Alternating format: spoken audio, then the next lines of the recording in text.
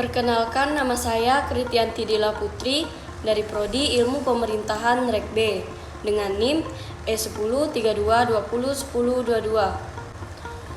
Sekarang kita akan membahas lembaga eksekutif di Indonesia. Sebelum masuk ke inti dari pembahasan ini, ada baiknya kita mengetahui apa itu lembaga eksekutif. Jadi, lembaga eksekutif adalah salah satu lembaga yang menjalankan pemerintahan, yaitu presiden dan wakil presiden dan beserta dengan menteri-menterinya, yang turut membantunya dalam menjalankan tugasnya di sebuah negara.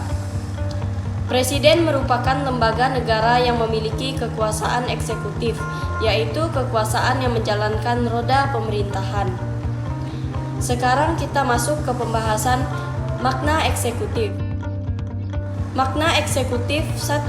Dilatar belakangi oleh sejarah trias politika atau pemisahan atau pembagian kekuasaan.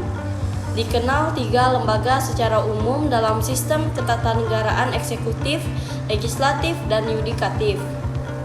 Yang kedua, tujuan dari pemisahan pembagian kekuasaan adalah agar tidak tercipta sentralisasi kekuasaan politik di suatu negara. Ketiga, makna eksekutif. Lembaga yang menjalankan pemerintahan biasanya berdiri atas presiden atau perdana menteri bersama kabinetnya, beserta unsur pendukung atau birokrasi. Selanjutnya, pembahasan tentang sifat kekuasaan yang terdiri dari efektif dan simbolik. Yang pertama, kita akan membahas tentang efektif. Eksekutif memiliki kekuasaan sejak dalam mengimplementasikan aturan hukum dan regulasi atau kebijakan di negaranya. Sifat kekuasaan ini terbagi 2, secara individu dan secara kolektif. Dan yang kedua, simbolik, yaitu eksekutif hanya memiliki kekuasaan simbolik di negaranya.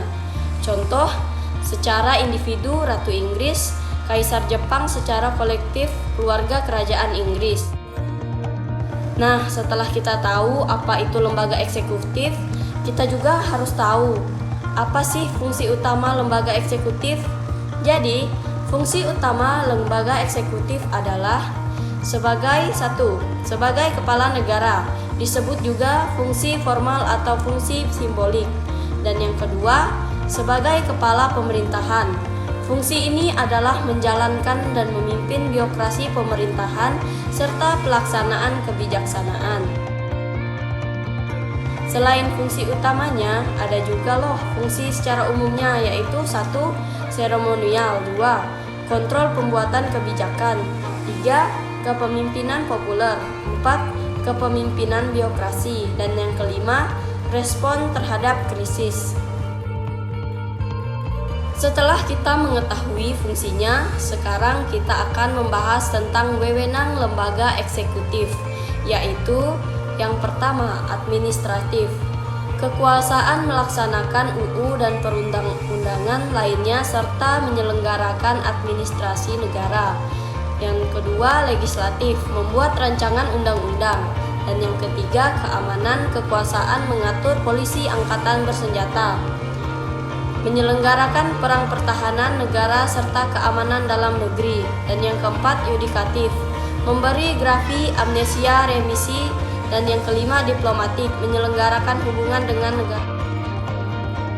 Sekarang kita masuk ke dalam macam-macam badan eksekutif. Macam-macam badan eksekutif yang pertama yaitu 1. Sistem presidensial dipimpin oleh presiden. Dan yang kedua, kabinet bertanggung jawab pada presiden. Ketiga, office bermakna dalam arti adanya kepastian waktu memegang jabatan. Keempat, pemilihan jabatan seseorang yang menjadi anggota kabinet atau pemerintahan tidak boleh menjadi anggota parlemen. Kelima, cek dan balance masing-masing lembaga pemerintahan dapat saling mengontrol dan tidak dapat saling menjatuhkan. Selanjutnya kita akan membahas tentang sistem parlementer. 1. Dipimpin oleh Perdana Menteri atau PM. Kedua, kabinet bertanggung jawab pada parlemen. 3. Tidak ada batasan dan jabatan lebih tidak pasti, karena parlemen dapat menjatuhkan kabinet pemerintahan. 4. Penggabungan jabatan anggota berasal dan anggota parlemen. Kelima, supremasi parlemen. Sekian dari pembahasan saya terkait lembaga eksekutif yang ada di Indonesia. Saya ucapkan terima kasih.